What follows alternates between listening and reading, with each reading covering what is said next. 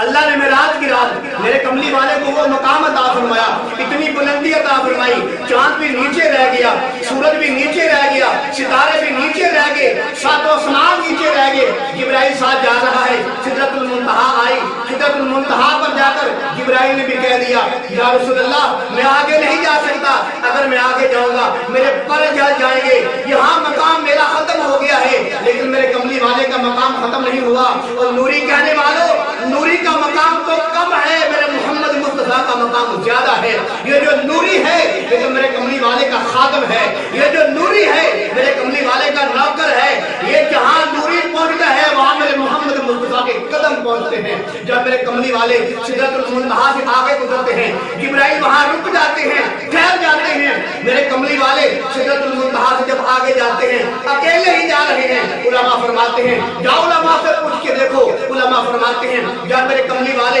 اکیلے ہی جا رہے ہیں، سدرۃ المنتہا سے آگے جا رہے ہیں، دائیں بائیں کوئی چیز نہیں ہے، نور ہی نور ہے۔ میرے کملی والے کے دل پہ عجیب کیفیت طاری ہوئی، علماء فرماتے ہیں وہاں میرے پیغمبر مصطفیٰ کے دل میں خیال آیا کاش کبھی آج ابو بکر ساتھ ہوتا، کاش کبھی آج ابو بکر ساتھ ہوتا، ابو بکر تیری عظمت پہ قربان، ابو بکر تیری شان پہ قربان، ابو بکر تیرے مقام پہ قربان۔ کیا مقام عطا فرمایا اللہ نے ابو بکر صدیق کو۔ میرے کملی والے کے دل میں خیال آیا کہ آج میں اکیلا ہوں، تنہا ہوں۔ علماء فرماتے ہیں کملی والے کے دل میں ہلکا سا خوف پیدا ہوا، پھر دل میں خیال آیا کاش کبھی آج ابو بکر میرے ساتھ ہوتا۔ جب کملی والے کے دل میں یہ خیال آیا، سوچا، تو اللہ تعالیٰ نے ایک روایت کے اندر آتا ہے اللہ نے فرشتے کو بھیجا کہ اے فرشتے جا کر میرے کملی والے کو آواز دے، لیکن ابو بکر صدیق کی آواز میں آواز دے، ابو بکر صدیق کی آواز میں آواز دے۔ وہ فرشتہ آیا، اس نے ابو بکر صدیق کے لہجے میں آ کر میرے کملی والے سے بات کی، میرے کملی والے کے دل کو سکون آ گیا، میرے کملی والے خوش ہو گئے۔ ایک روایت کے اندر آتا ہے اللہ تعالیٰ نے خود آواز دی، اللہ تعالیٰ نے ابو بکر صدیق کی آواز میں خود آواز دی۔ میں قربان ابو بکر تیری شان پر، تیری آواز میں اللہ معراج کی رات خود بولا ہے، اللہ نے خود ابو بکر صدیق کی آواز میں بات کی۔ کیا کہا کہ میرے کملی والے رک جاؤ، اے میرے محمد رک جاؤ، تمہارا اللہ تم پر درود پڑھ رہا ہے۔ تو میرے کملی والے رک گئے۔ یہ جو آواز اللہ نے دی تھی ابو بکر صدیق کی آواز میں آواز دی تھی۔ جب میرے کملی والے نے ابو بکر صدیق کی آواز کو سنا تو دل کو سکون ہو گیا۔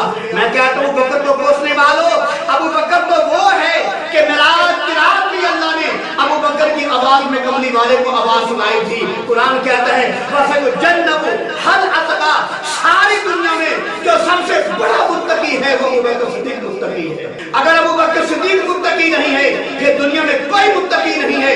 اگر ابو بکر صدیق ایمان والا نہیں ہے یہ دنیا میں کوئی ایمان والا نہیں ہے۔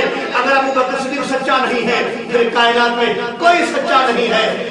اور میرے کملی والے فرمایا مَا بَيْنَ بَيْتِي وَمِنبَرِي رَوْضَةٌ مِّن رِّيَاضِ الْجَنَّةِ، کہ میرے گنبد سے لے کر میرے منبر تک یہ جنت کا ٹکڑا ہے، اور ساری دنیا جانتی ہے یہ جو جنت کا ٹکڑا ہے اس کو خرید کر لے کر دینے والا ابو بکر صدیق ہے۔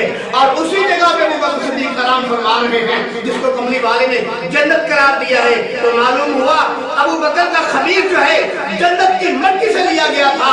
آج ابو بکر صدیق میرے محمد مصطفیٰ کے ساتھ ہے۔ دنیا والوں اور ابو بکر کے دشمنوں کان کھول کے سن لو، تم یہاں سڑ کے مر سکتے ہو، ابو بکر کو میرے محمد سے جدا نہیں کر سکتے۔